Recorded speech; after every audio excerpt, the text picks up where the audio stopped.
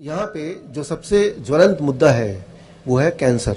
तो कैंसर पे थोड़ा मैं जोर डालूंगा। एक बात मैं आपको बता दूं, कैंसर से डरने की जरूरत नहीं है। वो इसलिए इस वक्त जितने भी लोग यहाँ बैठे हैं, इंक्लूडिंग मी, इंक्लूडिंग अपोस्टल अंकुर जी, हम में से हर एक के शरीर में हर पल लाखों कैंसर सेल होते ही हैं और वो नॉर्मल है। हम में से हर एक के बॉडी में कैंसर सेल होते ही हैं, लेकिन हमारी बॉडी क्या करता है, उस कैंसर के सेल्स को लगातार उससे लड़ाई करता है, उसको हराता रहता है और हमारी जिंदगी आगे बढ़ती रहती है।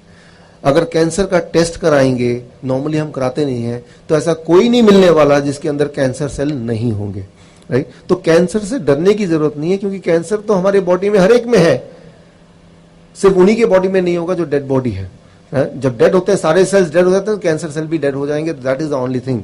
लेकिन अदरवाइज कैंसर सेल्स बाकी सेल्स की तरह है। वो इनको थोड़ा सा आप पंजाबी में आसान भाषा में, कैंसर सेल है क्या? कैंसर सेल एक बिगड़ा हुआ सेल है जो क्या है? कैंसर सेल किसे कहते हैं, मतलब बॉडी में होता कैसे है? हाँ, इस पे आते हैं। कैंसर सेल क्या होता है, इसको मैं आपको एक एग्जाम्पल देके समझाता हूं। अब स्क्रीन में देखिए, यहां पे lung cancer, blood cancer, breast cancer, heart cancer. कौन सा वाला कैंसर है जो आपने कभी सुना ही नहीं, कि अजीब सा लग रहा है? Lung cancer, blood cancer, breast cancer या हार्ट कैंसर? कौन सा वाला? कभी सुना नहीं। कभी हार्ट कैंसर कभी नहीं सुना। ये हार्ट कैंसर कभी सुना आपने? कोई आया आपको, ये मुझे तो हार्ट में कैंसर हो गया, आपको अजीब सा लग रहा होगा, या आपको ये एक जोक सा लग रहा होगा कि हार्ट कैंसर तुमने कभी सुना नहीं। लेकिन सोचने वाली बात है कि बॉडी के सारे अंग में ब्रेन ट्यूमर होता है, ब्रेन कैंसर होता है, इंटेस्टाइनल कैंसर होता है, स्टमक में कोलोन कैंसर होता है, लिवर कैंसर होता है, किडनी में हो सकता है। हार्ट कैंसर तो कभी सुना नहीं। हार्ट कैंसर तो कभी किसी को होता नहीं। हार्ट में कैंसर क्यों नहीं होता? इस सवाल के जवाब के अंदर छुपा है कैंसर क्या है और कैंसर से कैसे हम लड़ें। बहुत सिंपल है। देखिए, कैंसर क्या है, सबसे पहले उसकी बात करते हैं। आपके शरीर में ब्लड वेसल को हिंदी में क्या बोलेंगे? नाड़ियां, जिससे ब्लड फ्लो होता है, राइट, पूरे शरीर में। वो सारे ब्लड वेसल्स को, नाड़ियों को अगर एक के बाद एक लगातार लगा दें तो उसकी जो लेंथ होगी, लंबाई होगी, वो करीब होगी 60,000 किलोमीटर। बहुत ही लंबा। छोटे ब्लड वेसल हैं, बड़े नाड़ियां हैं, छोटी हैं साइज वाली, सब मिला के 60,000 किलोमीटर उसमें ब्लड खून दौड़ता है। लेकिन हमारे लाइफस्टाइल की वजह से, हमारे खान पान की वजह से उसमें कहीं कहीं ब्लॉकेज आ जाता है, यानी कि कहीं कहीं रुकावट आ जाती है। और जब रुकावट आती है तो उसके आगे जो सेल्स होते हैं उसको ब्लड से खाना या ऑक्सीजन या शुगर मिलना बंद हो जाता है। जब ब्लड से सप्लाई बंद हो जाएगी शुगर की या खाने की या न्यूट्रिशन की या ऑक्सीजन की, तो वो सेल्स के साथ क्या होने वाला है? वो सेल्स नॉर्मली मर जाएंगे। और जब वो सेल्स मर जाएंगे तो उस वाले ऑर्गन में आपको तकलीफ होगी, दर्द होगा और वो आपको पेन होगा, डिस्कंफर्ट होगा। सो ये तो भी एक बात है। लेकिन कभी कभी हम में से कुछ लोगों के केस में जब ब्लॉकेज होता है ब्लड वेसल में, और जिसकी वजह से सप्लाई फूड का, न्यूट्रिशन का, ऑक्सीजन का बंद हो जाता है, तो जो सेल्स हैं आसपास के, उनको सप्लाई नहीं मिल रहा है, लेकिन वो आपस में तय करते हैं कि हम मरने नहीं वाले हैं, वी विल नॉट डाई। चाहे बॉडी ने सप्लाई बंद कर दिया है, बॉडी हमारी मदद नहीं कर रही है, हमें सप्लाई नहीं दे रही है, लेकिन वो आपस में गुट बना लेते हैं कि हम मरेंगे नहीं। तो फिर क्या करेंगे? तो वो क्या करते हैं, आप देखिए स्क्रीन पे, वो अपने लिए चोरी वाला रास्ता बनाते हैं, कहीं और से खाना, ऑक्सीजन, न्यूट्रिशन चुराने के लिए। इसे मेडिकल भाषा में बोलेंगे एंजियोजेनेसिस। तो वो जो सेल्स हैं जिनको खाना देना बॉडी ने बंद कर दिया क्योंकि ब्लॉकेज था, वो सेल्स आपस में मिलके एक ऐसा चोर रास्ता बनाते हैं जिस चोर रास्ते की वजह से वो कहीं और से खाना वगैरह चुरा सकते हैं, ऑक्सीजन की सप्लाई ले सकते हैं और जिंदा रह सकते हैं। ये तो भी एक बात है। आप एक उदाहरण लीजिए, एक कॉलेज का अच्छा छात्र है, यूनिवर्सिटी का स्टूडेंट है, उसके पास पैसे नहीं है फीस भरने के लिए, सोचता है कि मैं बैंक में डाका डालता हूं, करीब मुझे 10,000 रुपए चाहिए। लेकिन बैंक में जब डाका डाल रहा है, सामने लाखों रुपए पड़े हैं, आपको क्या लगता है? एक, वो 10,000 रुपए गिनेगा और भाग जाएगा, या दो, वो जितने पैसे हाथ में आए वो सारा पैसा लेगा फिर भागेगा? पहला या दूसरा? दूसरा। ज्यादातर लोग क्या करेंगे, अच्छा जितना आया उतना ही लेके भागेगा। वो 10,000 रुपए चुराएगा तब भी वो सजा है, 10 लाख रुपए चुराएगा तब भी वो सजा है। तो जब कोई चोरी पे आता है तो उसका जो कारण क्या था चोरी का करने का, वो अक्सर लोग भूल जाते हैं। ठीक उसी तरह से ये सेल्स के साथ होता है। जब वो चोरी का रास्ता बनाते हैं तो फिर वो रेगुलेशन नहीं होता कितनी सप्लाई मिलनी है, फिर उनको बाकी सेल्स के मुताबिक ऑक्सीजन, फूड, न्यूट्रिशन कई गुना ज्यादा मिलने लगती है ऑटोमेटिकली। जरा सोच के बताइए, ज्यादा सप्लाई मिलने से क्या होने वाला है? वो एकदम से वो बढ़ने लगता है, बड़ा होने लगता है। इसे कहते हैं ट्यूमर। जब वो बड़ा होगा तो क्या कि हमारे बॉडी में जगह सीमित है, बहुत जगह तो है नहीं। तो कुछ सेल्स बोलेंगे यहां तो जगह है नहीं, वो सोचेंगे मैं कहीं और जाके रहता हूं। कैसे? अब इसको देखिए अगले स्लाइड में। तो कुछ सेल्स जिनकी जगह जिनको नहीं मिल रही बढ़ने के लिए, तो वो ब्लड में जाते हैं और ब्लड में ट्रेवल करके वो किसी और जगह हार्ट में, लंग्स में वो सेल्स वहां चले जाते हैं और वहां जाके भी वो बढ़ने लगते हैं और पूरे बॉडी में फैल जाते हैं और पूरे बॉडी में वो वही वाला काम करते हैं, वो बढ़ने लगते हैं, तेजी से ग्रो करते हैं। इसे बोलते हैं कैंसर, राइट। अब यहां पे एक इंपॉर्टेंट बात है, इसको मैं आपको आपके उदाहरण से समझाने की कोशिश करता हूं।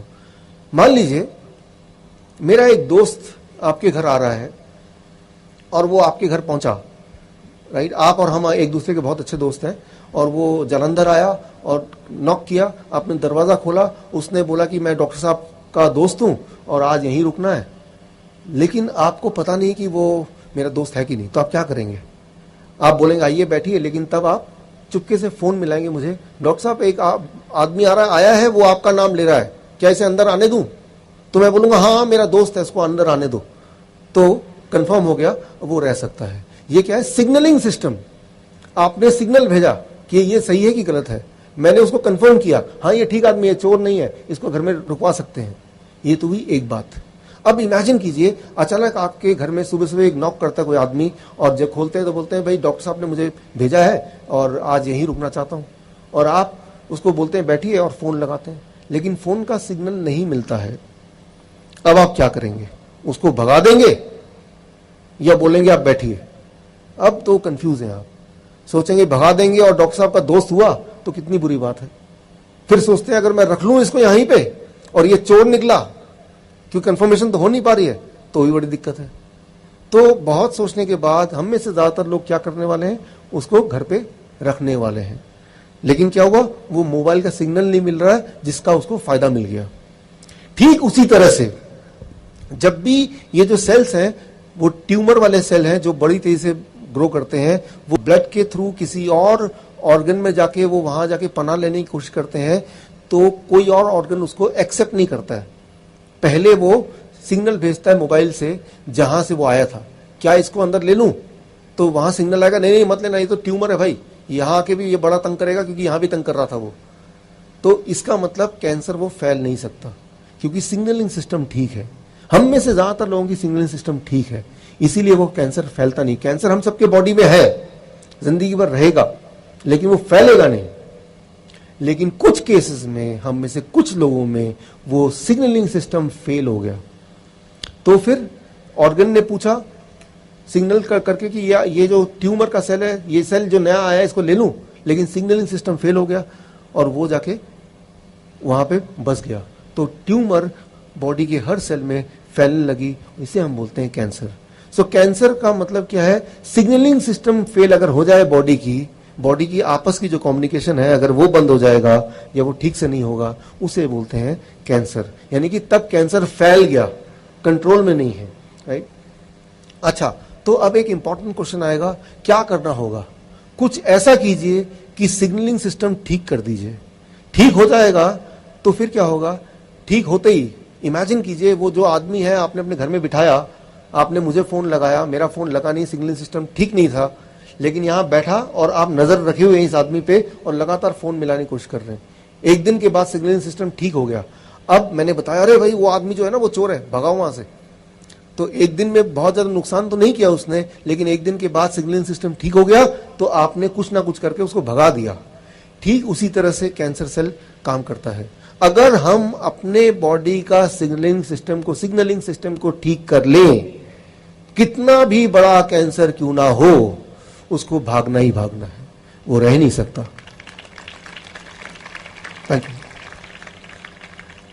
ये सब गॉड का बनाया हुआ है, हम सबके अंदर पहले से ही है, सिर्फ इसको ऑन करना, इसको यूज कैसे करना, उतनी छोटी सी बात है, राइट। सवाल यह कि सिग्नलिंग सिस्टम को ठीक करें कैसे, उसके लिए एक सवाल आता है, सिग्नलिंग सिस्टम गड़बड़ हुआ कैसे, खराब कैसे हो गया, वो मोबाइल में सिग्नल गया क्यों नहीं। बहुत सारे कारण हैं उसमें, लेकिन एक कारण मैं बताना चाहता हूं। मैंने देखा अपने पेशेंट्स में, दुनिया भर में, या मेडिकल जर्नल के रिपोर्ट ये कहते हैं, ऐसे लोग जो अक्सर बात बात पे कोई ना कोई दवाइयां लेते रहते हैं, बुखार की दवाई, जुकाम की दवाई, सिर दर्द की दवाई, पेट खराब है तो दवाई, जब जब आप केमिकल्स लेंगे, दवाई लेंगे, आपकी बॉडी की सिग्नलिंग सिस्टम उतनी ही कमजोर होती जाएगी, राइट। सो जैसे प्रेगनेंसी पिल्स जो लेते हैं, उनकी सिग्नलिंग सिस्टम कमजोर हो जाएगी, और एक टाइम ऐसा भी आ सकता है जब सिग्नलिंग सिस्टम ठीक से काम नहीं कर रहा है। तो ये तो हुआ कारण कि अगर आपके बॉडी में किसी भी तरह से केमिकल जाता है तो सिग्नलिंग सिस्टम खराब होगा ही होगा। उसके लिए एक छोटी सी बात मैं आपको बताता हूं। जब आप किसी भी तरह का डायग्नोसिस कराते हैं, जिसमें रेज, एक्सरे है, सीटी स्कैन है, एमआरआई है, ये सारी चीजें एक काम करती है, आपके बॉडी का सिग्नलिंग सिस्टम को खराब कर देती है।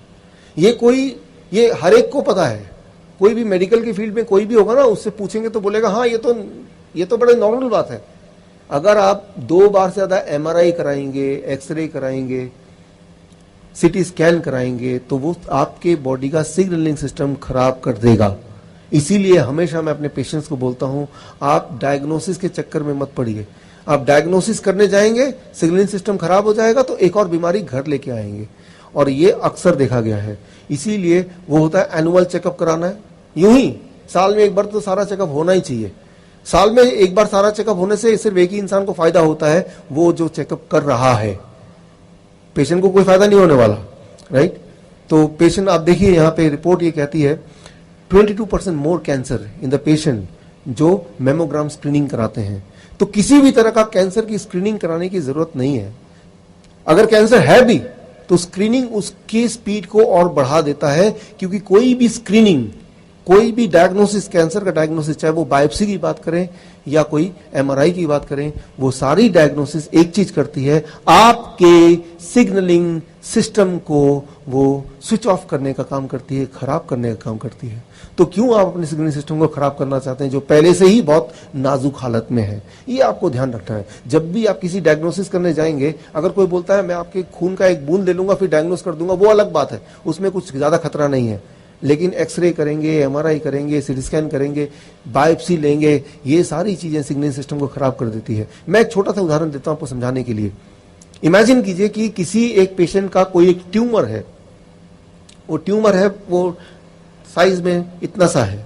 डॉक्टर के पास गया कि देखिए क्या है, बोलेगा ये पता नहीं लग रहा क्या है, हो सकता है कैंसर हो सकता नहीं हो, कैसे पता चलेगा, बोलेगा कि मैं बायोप्सी करूंगा, मतलब इसमें से थोड़े से मांस का टुकड़ा ले लूंगा और टुकड़ा लेके मैं लैब में डालूंगा और 15 दिन बाद आपको बताऊंगा कि ये कैंसरस है कि नहीं। एक इंपॉर्टेंट बात मैं आज इस मंच से आपको बताना चाहूंगा कि अगर वो कैंसरस नहीं भी था, लेकिन जैसे ही उसको छेड़ेंगे, काट छाट करेंगे, उस प्रोसेस में वो कैंसरस बन जाता है।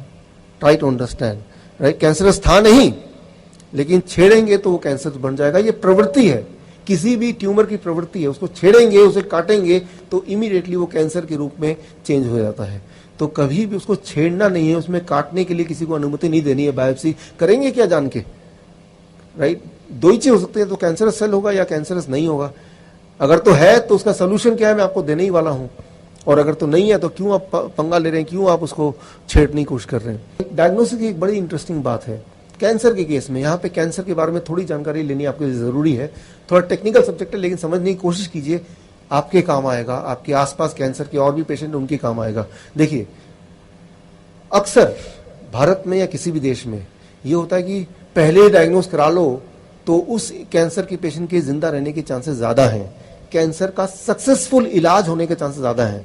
जिन लोगों ने पहले कैंसर का इलाज शुरू कर दिया, यानी कि पहले डायग्नोस कर लिया, उनके रेट ऑफ सक्सेस ज्यादा है। अच्छा, कैंसर का इलाज को सक्सेस कब मानते हैं, उसका एक आंकड़ा पूरे दुनिया में है। जब इलाज शुरू हुआ उस दिन से लेके अगर वो पेशेंट 5 साल से ज्यादा जिंदा रहा, 5 साल 1 दिन भी जिंदा रहा, तो उसे सक्सेस बोलेंगे। सक्सेस का मतलब ये नहीं कि कैंसर चला गया, वो कभी कैंसर हुआ नहीं। सक्सेस का मतलब ये कि आपको या मुझे कैंसर है और आज से मेरा इलाज शुरू है, आज से लेके 5 साल 1 दिन हो गए, इलाज चल रहा है, मैं परेशानी में हूं, लेकिन अगर 5 साल बीत गए और मैं जिंदा फिर भी हूं, तो यानी कि वो सक्सेस केस बोलते हैं। अब देखिए, एक छोटा सा एग्जाम्पल मैं ले रहा हूं आपको समझाने के लिए। एक आदमी है, पहले क्या होता था कि जब कोई दिक्कत होती थी तो जाके वो डायग्नोस कराते थे। आज क्या होता है कि यूं ही ईयरली चेकअप करते हैं। तो ईयरली चेकअप में क्या है, मैं आपको बता दूं कि आप डायग्नोस कीजिए, चांसेस है कि आपके बॉडी के, हर एक के बॉडी में, इवन मेरे बॉडी में कैंसर के सेल मिलने ही मिलने हैं। बहुत ध्यान से डायग्नोस करेंगे, हर एक की बॉडी में मिल जाएगा। इलाज आज से शुरू हो गया, इलाज आज से शुरू हो गया, पहले से शुरू हो गया, तो 5 साल तक कुछ ना कुछ चलता रहेगा, बोलेंगे तो सक्सेस केस है।